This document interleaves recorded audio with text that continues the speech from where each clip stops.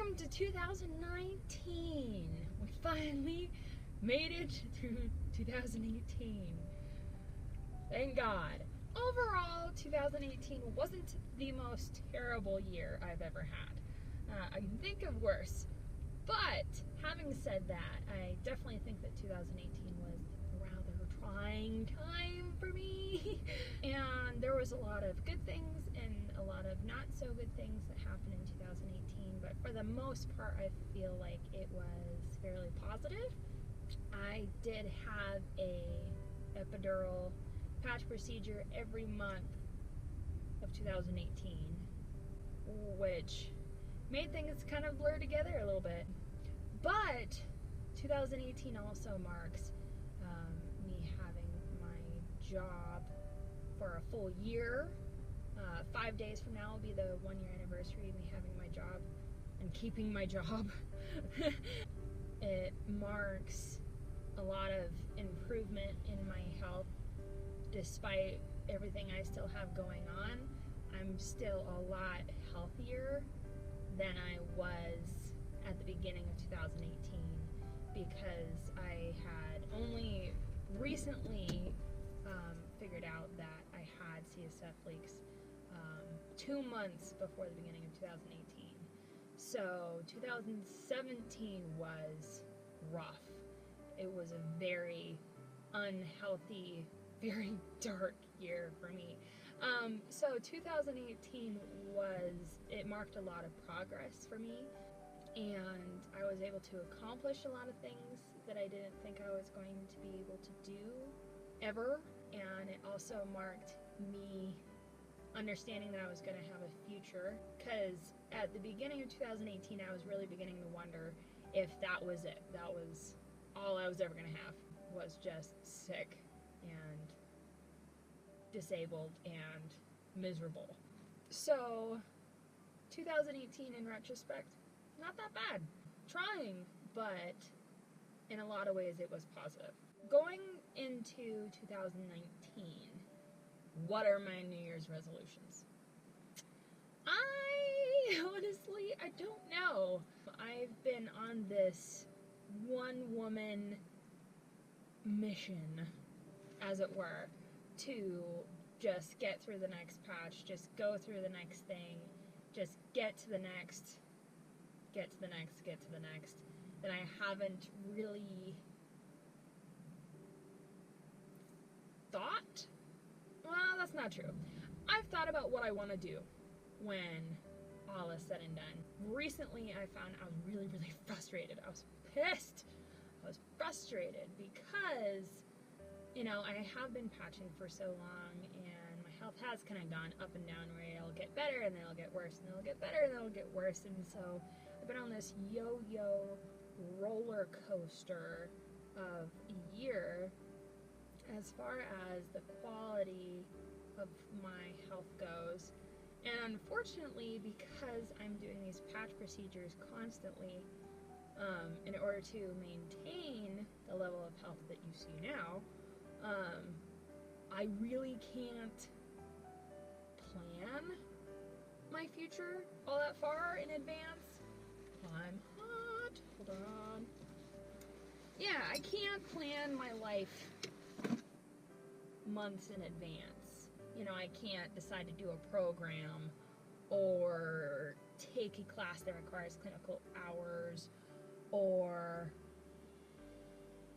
that sort of thing, because a lot of my time is invested in traveling to and from Stanford and doing the patches and recovering from the patches and trying to work my work around it so that I'm still making enough money to survive. And so unfortunately I'm kind of stuck where I'm at right now, and so I'm left feeling really unfulfilled and feeling a lack of purpose, because I am stuck in an entry-level job and most likely will be for a while, and the pay is good, but it's not what I need it to be in order to do all the things I want to do. I want to be able to save up to do fun things and vacation if I wanted to, and the economy that I live in has skyrocketed as far as housing goes, so rent is a lot more expensive than it used to be. So a lot of my money that I earn goes straight into bills, and I don't want to be broke for the entirety of my 20s. And honestly, like, that's what being in your 20s is being a broke college student. So I understand that. But I want to make more forward progress. I don't want to, be stuck in the job that I have, because it's not what I want to do for the rest of my life, and, the meaning of your 20s is building towards a career, moving towards a career. Unfortunately, just with the patching, and we don't know how that's going to go, we don't know what the next step is going to be, it's very hard to plan. So I'm not sure I really have a lot of, external goals for 2019. I have a lot more internal goals, like what I'd like to see in myself. One of my things, and this has been my problem as long as I have been alive almost, is I say I'm sorry for everything, even when it's not my fault. I kind of apologize for existing sometimes, because I, a lot of times, really struggle with feeling guilty for not being healthy, for not being as productive as a healthy person. I deal with a lot of guilt for a lot of different things, but a lot of it stems from not feeling like I'm enough, that I don't feel like I don't contribute as much as everyone else, that I'm kind of a lemon, to put it in simple terms. And I know this isn't true logically. I know for the most part that it's not true, but it's really hard to deal with the health issues that I do and rely so heavily on my family and my friends like I do, without somehow feeling like you're burdening their lives, that you're taking up time that could be doing other things, that you're taking away from their life in order to limp you through yours. And so that's something that I have always struggled with. And my mom is always telling me, I didn't raise you Catholic. Not against any Catholics, but I'm really guilty about a lot of things that are out of my control. And I hate that about myself, that I feel like I need to say I'm sorry all the time. And so something I'd like to see in 2019 is for me to kind of own myself a little bit more, and convince myself that I deserve to take up space in the world, and that I'm not a burden, and that I would do all the things that my family and friends do for me and not even think twice about it. And if you think about it that way, you aren't a burden in their eyes. The only person that thinks you're a burden is you. And so, I would like to not say I'm sorry all the time, and kind of own myself and feel more comfortable in my own skin. I used to, but it seems like somehow this year that has kind of got knocked off kilter, and I don't necessarily feel as comfortable in my own skin, and I don't know myself as much as I did before. So something I'd like to see in 2019 would be to kind of get to know myself again. Something that someone asked me the other day that completely stumped me, and I was kind of shocked that I was stumped, was that, I said, I feel like I kind of don't have a purpose right now. I kind of feel like I'm on this hamster wheel, and I keep running and running and running and not going anywhere. And so my friend asked me, well, what makes you feel powerful? And I didn't know. I thought and I thought and I thought, and I couldn't figure out what it was in my life that made me feel powerful, that made me feel in control of my life and myself. And I used to know the answer to that, and I don't anymore. And so it was kind of sad, you know, to realize that you don't feel powerful anymore. And so I've kind of found I really don't know. You know, there's some hobbies that have stayed the same. I still like to read. I still like to write. That's one of my favorite things to do. And if I had to have an answer, I'd say that, you know, writing and creating stories is my way of feeling powerful and having some kind of control in my life. But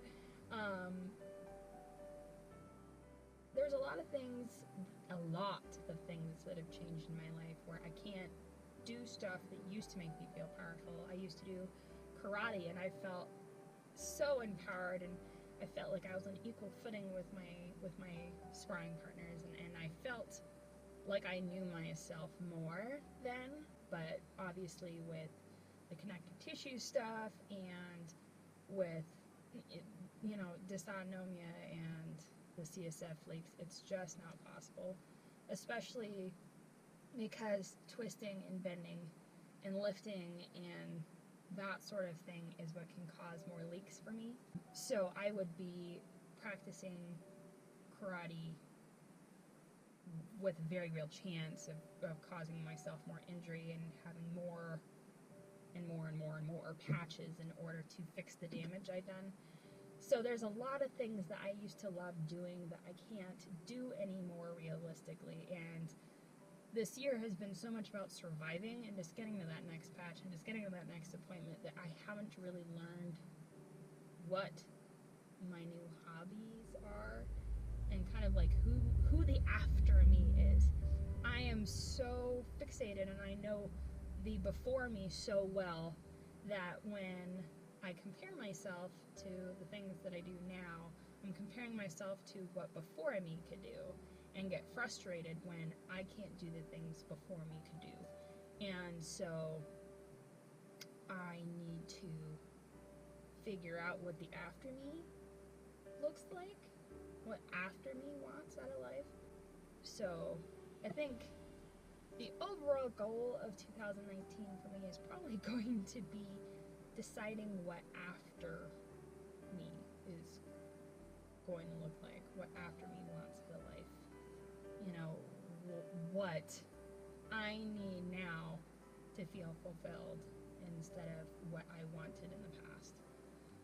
So, in general, 2019, I hope will be me kind of rediscovering myself and rediscovering what makes me happy. Kind of getting to know myself again. Yeah, so those are my 2019 goals, and I would love to hear what your goals are and what your goals were last year, and if you accomplished any of those last year. So I will see you in the next video.